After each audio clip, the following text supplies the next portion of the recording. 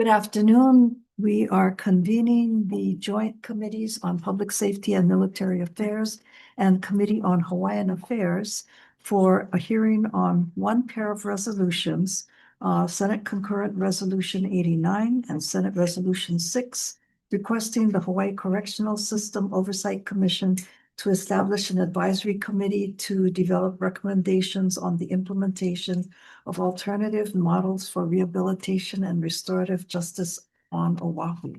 And I believe to go ahead and get us started, we have a number of individuals here in person this afternoon.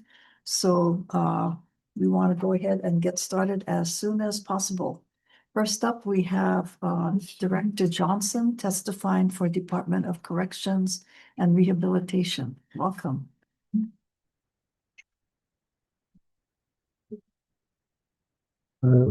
Thank you, Chair Fukunaga, Chair Richard, and members of both committees. I'll just summarize my testimony. I'd like to point out two small errors, and I apologize. On the first page, first paragraph, third line, where it says establish an advisory committee, please strike the D. And then I did notice this, and I apologize. Second paragraph on the second page, with a sentence that starts, this was previously provided. As you can see, it went to the next line. I should have caught that.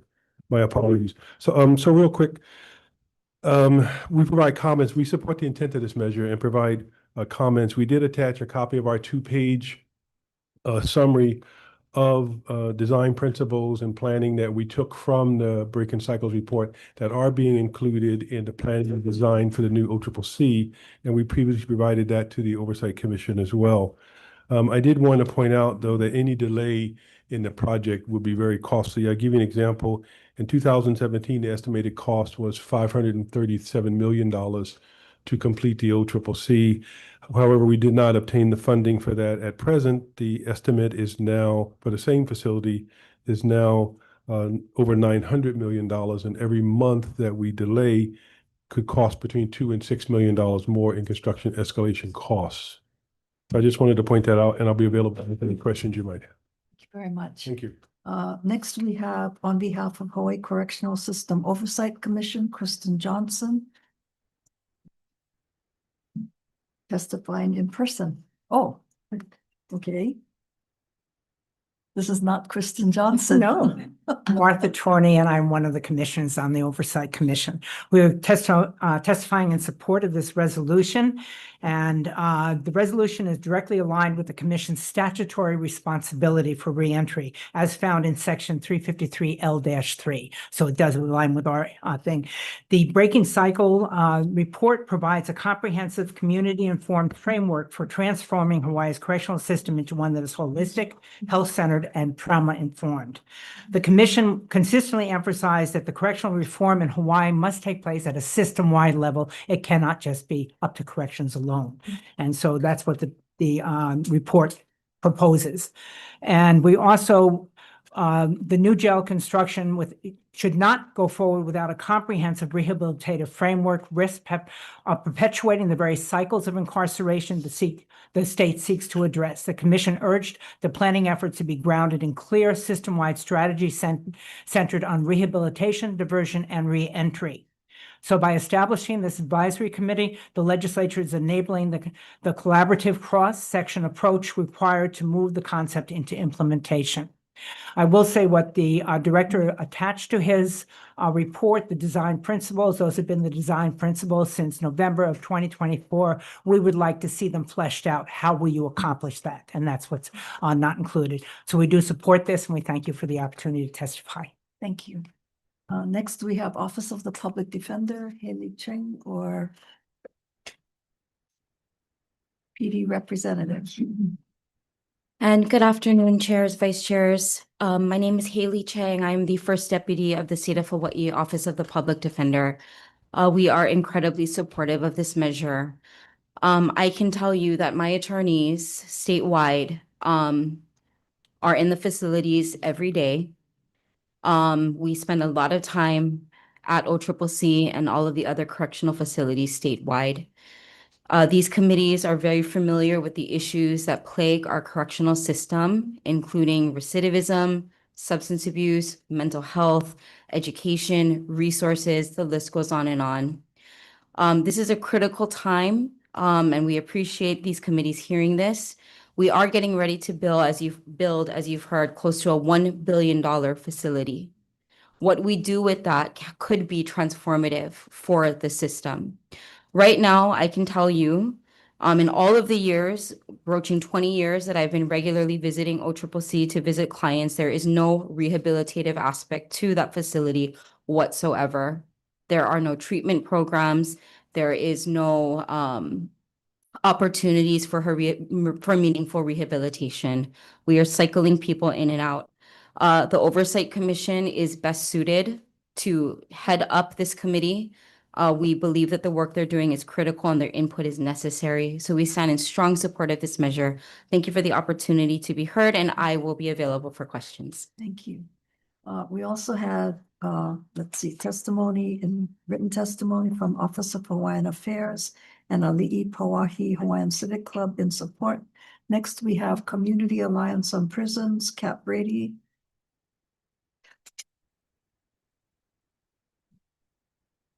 Good afternoon, Chair Fukunaga, Chair Richards, and Vice Chair Lamosal. My first time testifying in front of the Hawaiian Committee, right? We're in support of this measure. We have a suggestion to expand the advisory group by 4. A man and a woman who are both have lived experience, which I think would be really informative to the entire group. And the other 2 are 2 ACOs, correctional officers who work at OCCC. I've met many of them, and they were very active in the Oversight Commission's staff survey, which I included in my footnotes. But the one thing that they've been asking for is training. So we can build a fancy, shiny building. And if you put people in who, want training and aren't getting it, we're going to have the same problems. So we really honor the staff. We honor the people inside, and we think that their insight will be really informative to the advisory group. Thank you very much. Thank you. Next, we have Chris Caulfield for Inui Alliance in person. Hello, I'm Chris Caulfield. I'm speaking to you today as the president of the Blue Alliance. Good afternoon. I want to start by just thanking you and acknowledging how much effort your committee has put into looking at our legal system from the perspective of the biases that are built into it and trying to build a more restorative justice, rehabilitative model of how we do things here in Hawaii. I really appreciate that. It's certainly something that the survivors that we work with are impacted by. As you all know, mass incarceration is often referred to as the new Jim Crow. We have the opportunity to disrupt that here in Hawaii. It's especially true for Native Hawaiian populations, which is really the prism through which we're looking at this resolution. Native Hawaiians make up around 20% of our population, but around 40% of our incarcerated population, about double that. And the bias that they experience exists at every stage of the legal system, from arrest to sentencing, incarceration, to parole revocation. There's a lot of research that's shown that Hawaiians are more likely to be sentenced to given longer sentences, face longer probation terms, even when controlling for other factors. And the overrepresentation of Native Hawaiians is connected to historical and structural reasons. It impacts poverty, housing instability, economic stability across generations, and it's been persistently shown to be something that is a systemic inequity that's rooted in dispossession going back generations in our islands and our state. So this is really a structural matter. It has intergenerational impacts. When parents are incarcerated, there's families experience economic instability, and children especially experience a great deal of trauma. And that's where we come into this, because a lot of those children who are experiencing trauma carry that forward. And we work with survivors of gender violence and sexual exploitation. And intergenerational trauma is certainly something that is carried forward as a precursor, as an indicator of something it worsens vulnerability to exploitation. So we think this is a very well-intentioned resolution. Thank you so much for putting it forward. We hope you will move it forward from your committee. Thank you so much. Thank you. We also received written testimony on behalf of Ohana Ho'opakele comments and written testimony and support from Ekolumea Nui. Next, we have Robert Mertz in person.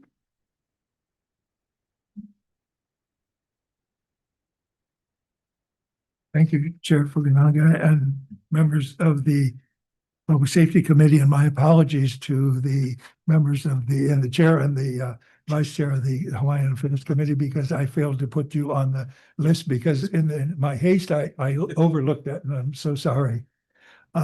This is an important resolution, I think, for two major reasons. Number one, the new jail is probably and has been billed as the most costly public works project ever undertaken by the state of Hawaii at $1 billion of cost estimated now, and it'll probably run more than that. But secondly, if you don't get the jail right, the jail sits at the middle of the correctional system and the criminal justice system.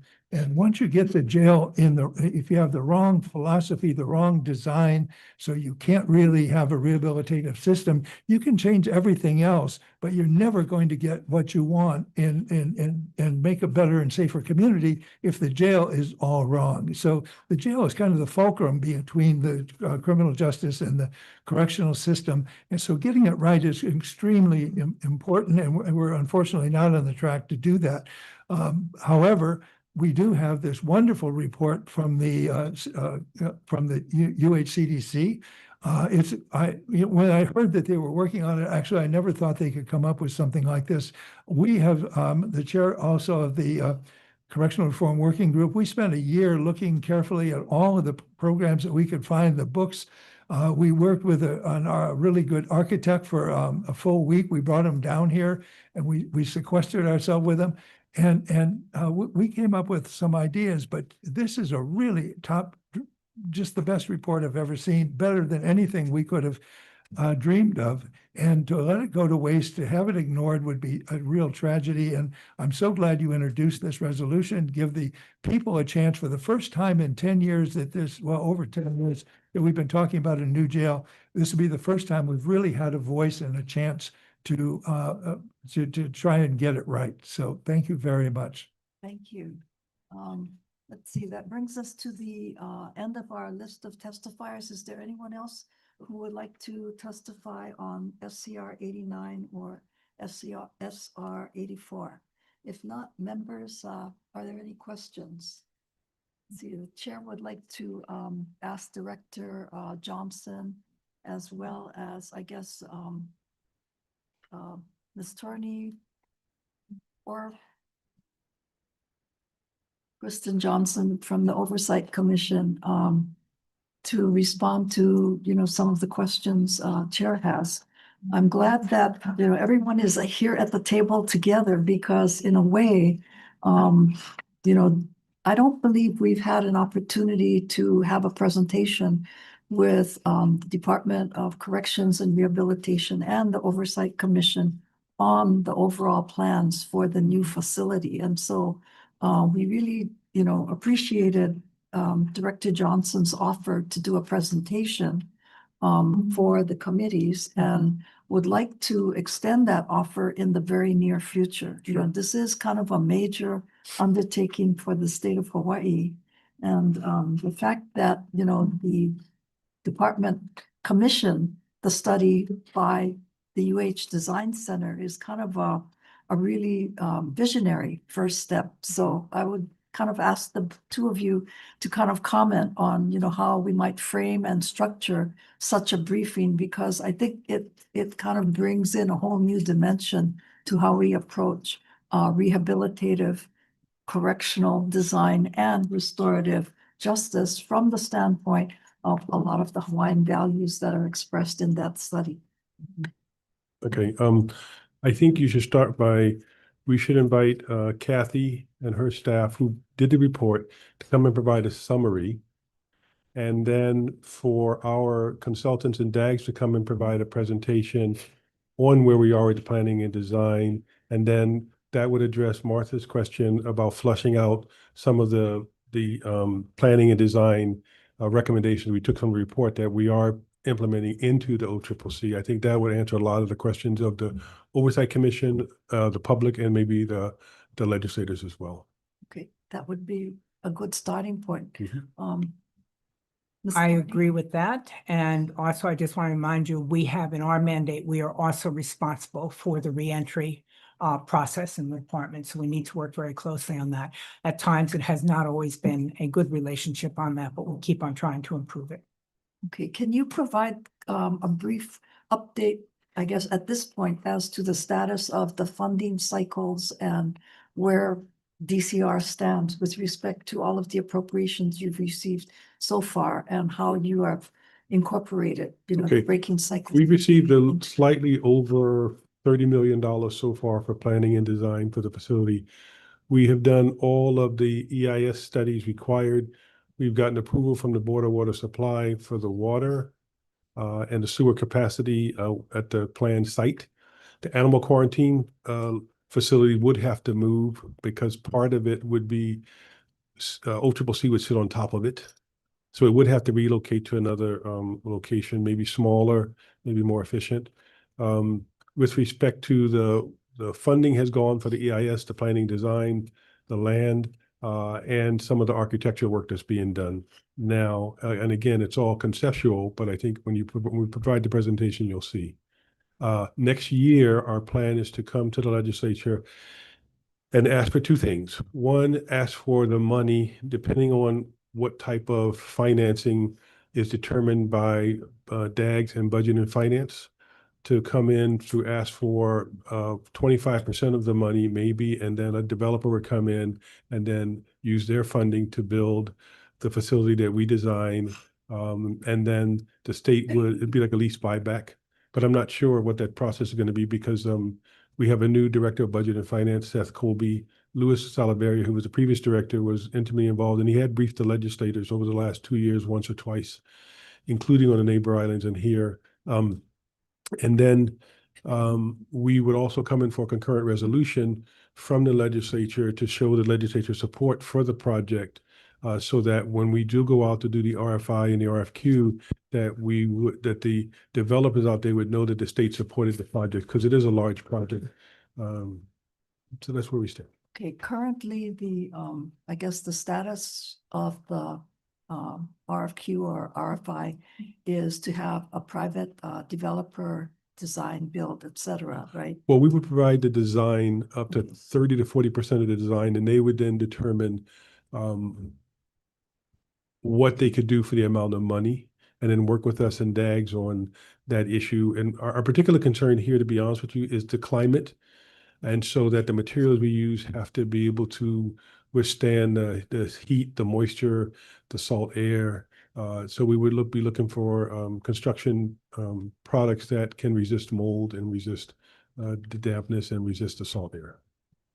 Yeah. Okay, given many of the challenges that the state is now facing, which have gotten much greater over the last few months, I think we would invite, the department and all of the appropriate parties to conduct this briefing for the legislature sooner rather than later. And we'll, kind of work with you and your staff to identify a date within the next 2 weeks or so, because I think timing wise, the magnitude of this project in conjunction with many of the challenges we're facing really, necessitates a closer look and supporting, the restorative justice model, which hopefully might shrink a little bit of your footprint and maybe help with some of the costs. Well, the footprint we plan to shrink by going up to 3 stories. And I want to also emphasize that the biggest cost in any kind of facility is your staffing cost. And so right now the ACO complement is 412. We would have an ACO complement in a new facility of just less than 300.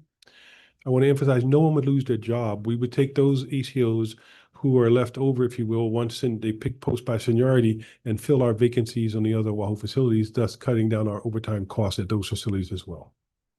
Thank you.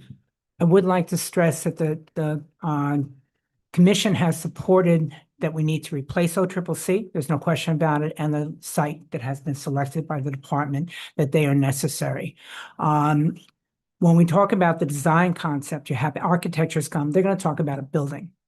But part of it, the design principles include ensure safety, both physical and emotional, adopt a trauma-informed healthcare center, nurture relationships with self and family. These are the things as commission, that's what contributes to being able to have people reintegrate with the community and reduce recidivism in the long run. And that's our most important goal. And we can start implementing these now. We do not need to wait for a new facility. And if we're able to reduce the current population, you won't have to build as big in the future. Thank you. Yeah, Madam Chair, thanks, Chair. This may be a rare opportunity for government to be efficient. And what I'm talking about is as we talk about relocating the animal quarantine area, under Department of Ag and Biosecurity, we're looking at a biosecure facility so we can do research of different things. The timing of all this may be very fortuitous. Are you having those conversations? Because when you talk about relocating smaller, more efficient, actually may be bigger if we're going to build this biosecurity facility. So it may be an opportunity. We are in partnership with DAGS and the Department of Biosecurity. The director, Sharon Hurd, we were meeting once a month to discuss what her needs were, and we've met with the governor's office twice to discuss what her needs were, and then what she needs moving into the future. So they are part of the discussion. Okay, good, because like I said, this may be fortuitous as we're doing all of this. We may be actually become a little efficient. So Well, thank you. some of those discussions did involve the laboratories that you're talking about. Yeah, exactly. Yep. Any questions? Sure. Couple of things. You already have the plan and design monies that you folks started already, right? Correct. Okay. Secondly, just to tell you the truth, with biosecurity and Department of Ag, I think you have to make sure you do your portion of the prison first. I mean, we've been lagging with the biosecurity that had been attached to DOA, and we're not moving as fast as we want to. But I would say concentrate on your prison because it's been there before biosecurity, but just to make sure that all of the security measures that you folks already had done with the plan designs and you folks have done a good job moving forward. But don't wait. I We're not. Yes, please. Okay. Just get the prison done because it's several decades and I'm here 21 years, so just to let you know, and so has Carol. So we want something. Okay, but good luck Yes, and ma'am. thanks for all you do. Thank you. Further questions? Sure, I'll chime in. Thank you so much for all the work. Have you guys looked at, and forgive me for diving into this late, but have you guys been looking at other models elsewhere as sort of the models for this? Yes, I took a trip to Indiana the year before last, and we looked at different construction models. So we looked at standard concrete, rebar. We looked at modular type construction, and we also looked at prefab type construction. So when we write the RFP, it'll be written in a way that we can use a combination, the developer can use a combination of the three to build the facility. And so I'll give you an example. Under the modular type construction, you can put in all the infrastructure for the complete build out, but you only put in the buildings you need at that time. And when you need to put up the other structures, you already have the water and sewer and electrical there. There is the prefab model, which is quicker to build, which means it lowers construction costs, but then you have to have a manufacturer here in the state to be able to make the prefab pieces, if you will, to put up and ship over. And then there's standard construction, which is the most expensive construction. Is it modular, or sorry, as we go forward with this, I mean, is there an ability to phase things such that if we don't need to build the full on like prison, there's ability to like phase in such a way that we can kind of learn as we go? Yes, I guess you could but say. I would recommend you put in the infrastructure you need for the complete build out first, because otherwise those costs are going to keep going up. So if you have that in and you just put in what you need now, Right. and then that's probably the best way to go, to be honest with you. I'll just share that I had the good fortune to visit a couple facilities in Norway not too long ago. And they were going through this exact same process. And the particular facility in question that we went to was it was murderers and sex offenders, convicted murderers and sex offenders only in that facility. And the way that it was built, they were able to basically save like a crazy amount of money and achieve way better results than anything we've seen in the United States. The facility itself didn't even have like a perimeter fence or perimeter walls. None of the ACOs or their version of ACOs carried guns at all. And their recidivism was down to 20% because of the way that I think a lot of the fundamental kind of principles and the design considerations here speak to were done right. And so they had also shared their biggest thing was we had actually designed up until that point several other prisons that were more traditional, kind of steel bars and the whole deal, and realized that because that was already built out, they were unable to implement a lot of the stuff that they figured out actually worked on the rehabilitative and other side of the equation. And so on the infrastructure piece, building something that reflects like really what we know works. And frankly, even for the ACOs, it was way better going this direction because they were just way happier. There's way less violence and conflict, and their lifespans and health and mental state and everything else is just like off the charts better compared to being sort of stuck in a position where they're more traditionally housed and used. Trying to make sure that's just part of the conversation so that we don't end up making the same mistake they did that they had to course correct from earlier on. And the proof is kind of in the pudding there. Can I make a comment on that? Sure. But again, it is about the programmatic approach, not the building. And that's what the commission is most concerned about. What are we doing to provide the services so that we can move people through the system, and when they come out, they are safer in the community is safer, and they are successful in the community. And again, that can start today. It doesn't have to wait until we have a new building. Okay, thank you. Thank you, Chair. Any further questions? Okay, if not, we'll take a brief recess.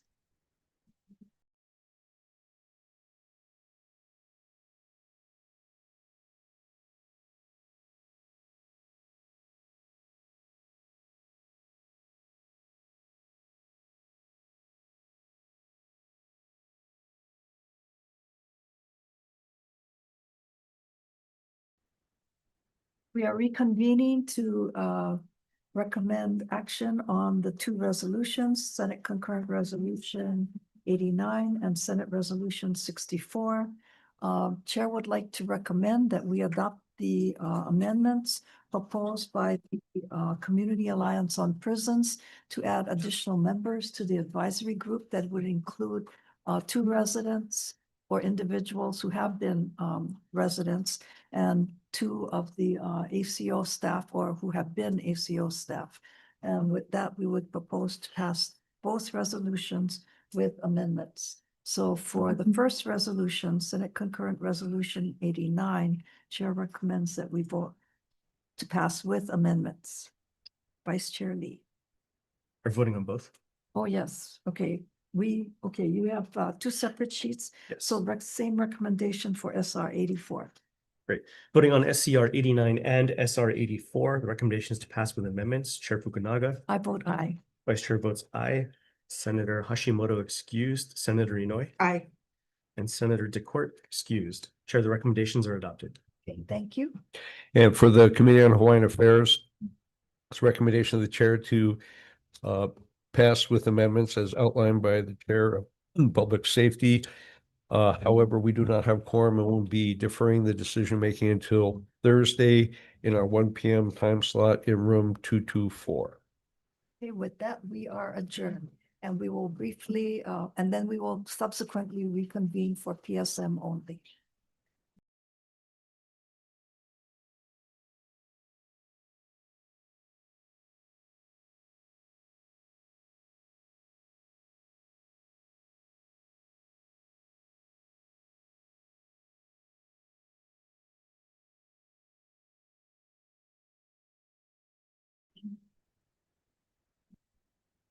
Reconvening with Public Safety Committee only. We have 3 resolutions or 3 pairs of resolutions. First is Senate Concurrent Resolution 69 and SR 64, requesting the state auditor to conduct a performance audit of the Hawaii State Building Council.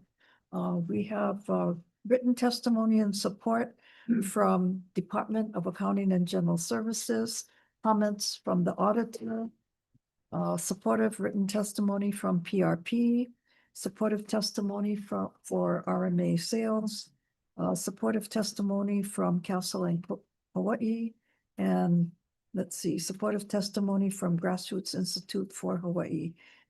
Let's see, is anyone from Grassroots Institute of Hawaii here? If not, we also have BIA Hawaii. Is there anyone here from BIA Hawaii? Okay, thank you very much.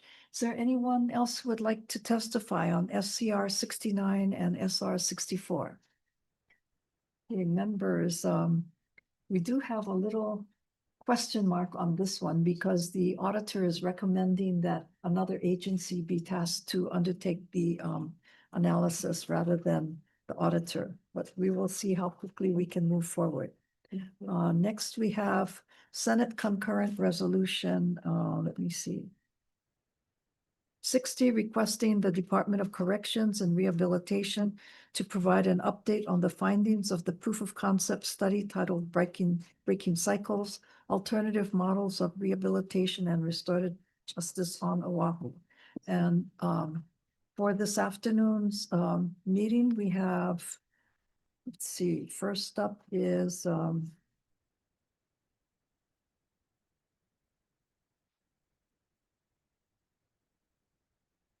let's see, Hawaii Correctional System Oversight Commission.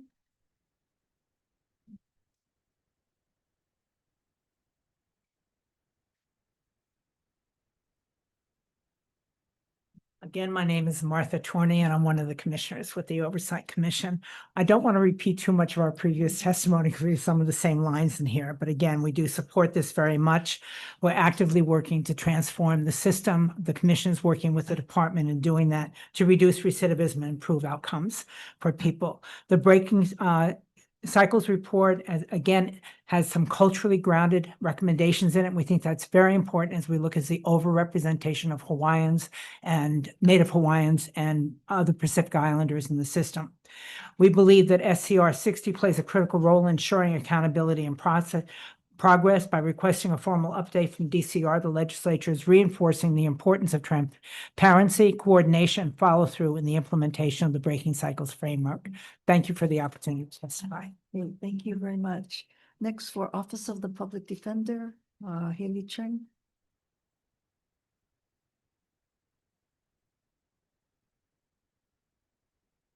And good afternoon again. The Office of the Public Defender is supportive of this resolution. And again, like the previous testifier, we don't want to repeat our prior testimony, but the same concerns are present.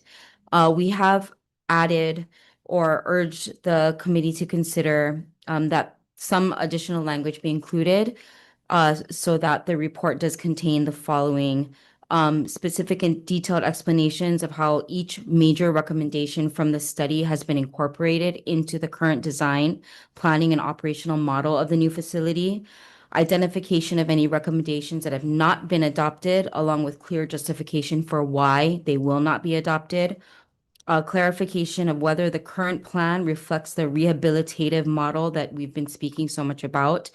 And we've had a couple of other suggestions that we think the report should contain. I was fortunate enough to be not only a part of the correctional reform working group, as well as somebody who spoke to Breaking Cycles on behalf of the Office of the Public Defender. I can convey how much work went into that, the different stakeholders. It was truly amazing what they did. And those recommendations should be taken very seriously. So that is the position of the Public Defender's Office. Thank you for the opportunity. I'll be available for questions. Okay, thank you.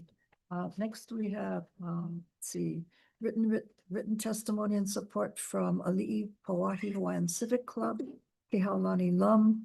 Next, we have Community Alliance on Prisons, Kat Brady in person.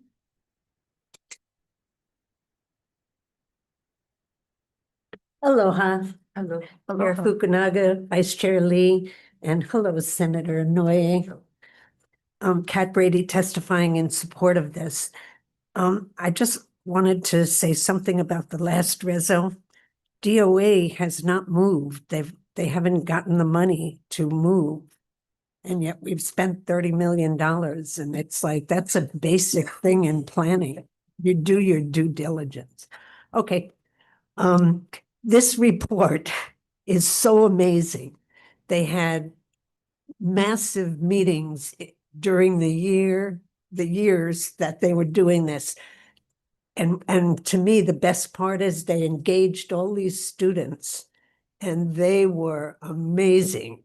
Just so this report is really an example that I hope the department follows of collaboration, how they collaborated with all these different departments at UH, all these different agencies.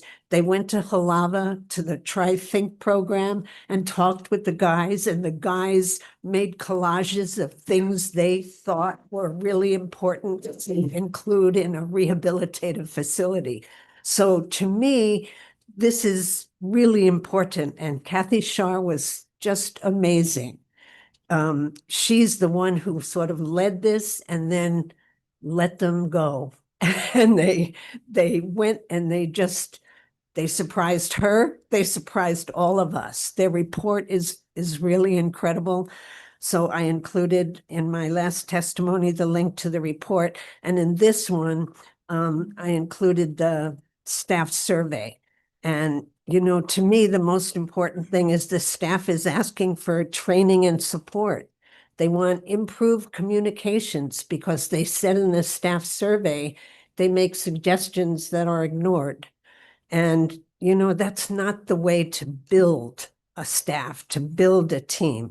You really want to get people engaged and wanting to suggest things that they think that they see as the line staff.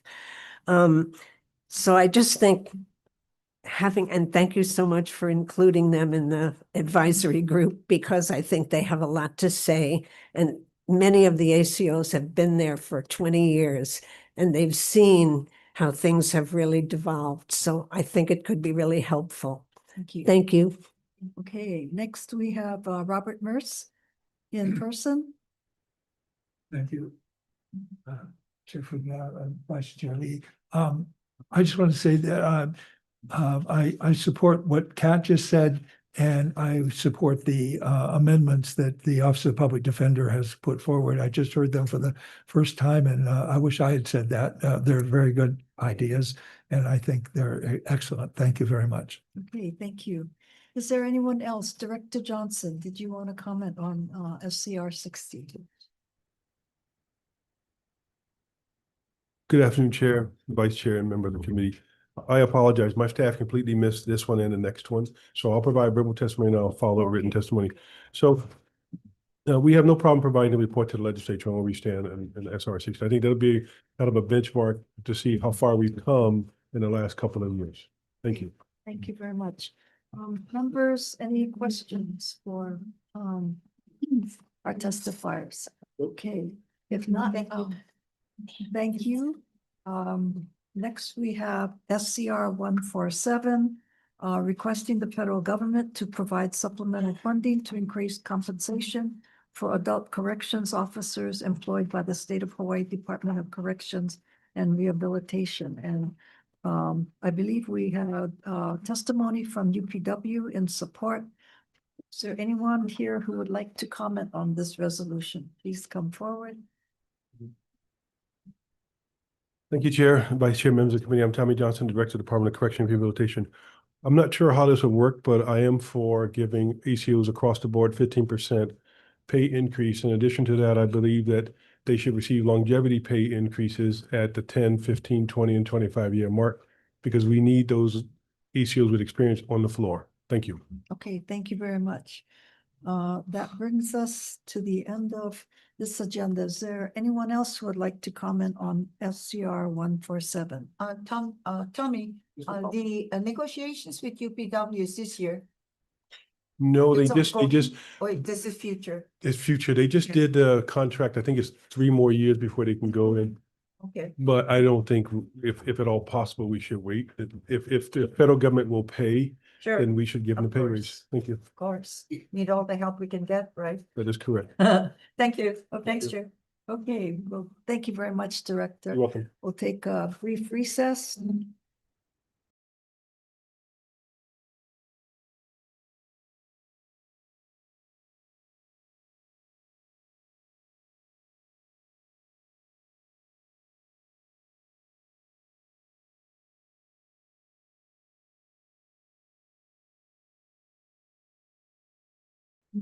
Resuming our PSM only agenda.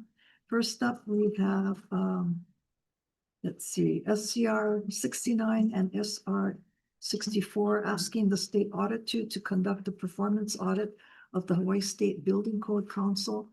In the written testimony, the auditor's office recommended another agency to undertake this analysis.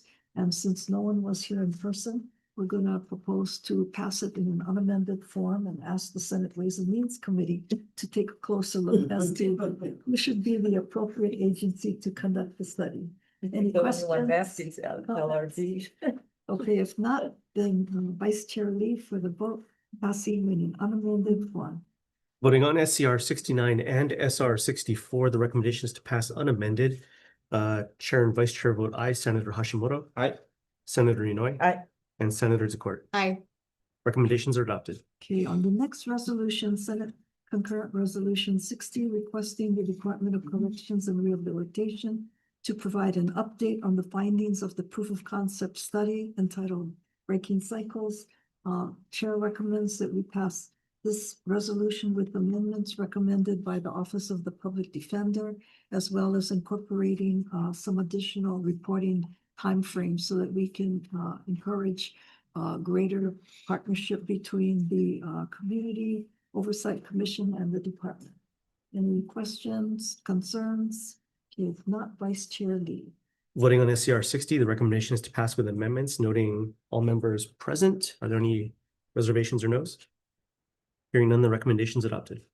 Okay, for the last resolution pair, Senate Concurrent Resolution 147, Senate Resolution 139, requesting the federal government to provide supplemental funding to increase compensation for adult corrections officers at Department of Corrections and Rehabilitation. Again, on this one, we're going to propose to pass it in an unamended form and look to see how we might work with the department as well as the agencies to address some of the staffing and recruitment issues. That, Vice Chair Lee for the vote. Voting on SCR 147 and SR 139, the recommendation is to pass with amendments, or excuse me, pass unamended. Noting all members present, are there any reservations or no's? Hearing none, the recommendation is adopted. Okay, thank you very much, members. We are adjourned.